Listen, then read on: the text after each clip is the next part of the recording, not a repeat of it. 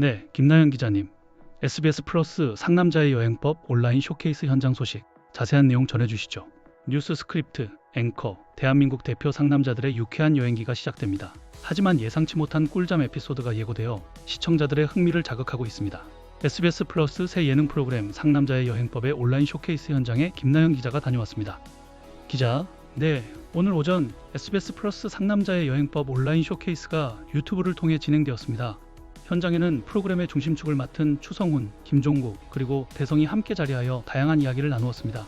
상남자의 여행법은 대한민국 대표 상남자 추성훈과 김종국 그리고 중남자로 자신을 소개한 막내 대성이 함께 떠나는 브로맨스 여행기를 담고 있습니다. 본능을 따라 즐기는 극피 성향의 남자들이 펼치는 리얼 여행기를 예고하며 많은 기대를 모으고 있습니다. 먼저 즉흥 여행 중 예상치 못한 난관에 부딪힌 경험에 대한 질문이 나왔습니다. 이에 대해 김종국 씨는 힘들지 않았다. 오히려 계속 촬영하는 것이 힘들었다고 솔직하게 답했습니다. 대성 씨 역시 차에서 쉬라고 하면서도 카메라를 계속 돌리는 점이 아쉬웠다고 동조했지만 김종국 씨는 그 정도는 어느 정도 예상했던 부분이라며 크게 힘든 점은 없었음을 밝혔습니다. 추성훈 씨 역시 아무리 생각해도 다 재미있었고 먹는 것도 맛있고 희한한 것도 많이 보면서 스트레스가 없었다고 말하며 여행에 대한 만족감을 드러냈습니다.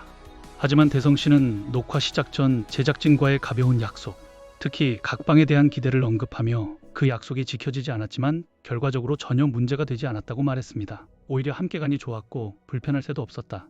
촬영이 너무 힘들어서 모두 기절할 정도였다. 둘째 날 숙소는 마치 우리끼리 놀러 온 것처럼 편안하고 좋았다고 당시에 즐거웠던 기억을 회상했습니다. 이러한 대성 씨의 발언에 김종국 씨는 예상치 못한 반전을 제시했습니다. 김종국 씨는 추성훈 씨의 남다른 잠버릇을 폭로하며 좌중을 폭소케했습니다.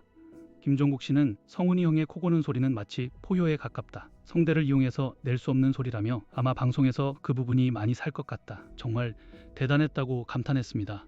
대성 씨 역시 괜히 파이터가 아니더라 라며 맞장구를 쳤고 김종국 씨는 자는 내내 화가 계속 나 있는 것 같았다고 덧붙여 시청자들의 궁금증을 더욱 증폭시켰습니다. 한편 상남자의 여행법은 오늘 오후 8시 40분 첫 방송을 앞두고 있습니다. 앵커 추성훈, 김종국, 대성 세 남자의 유쾌한 케미와 예측 불허 여행 스토리가 기대됩니다. 지금까지 김나연 기자였습니다.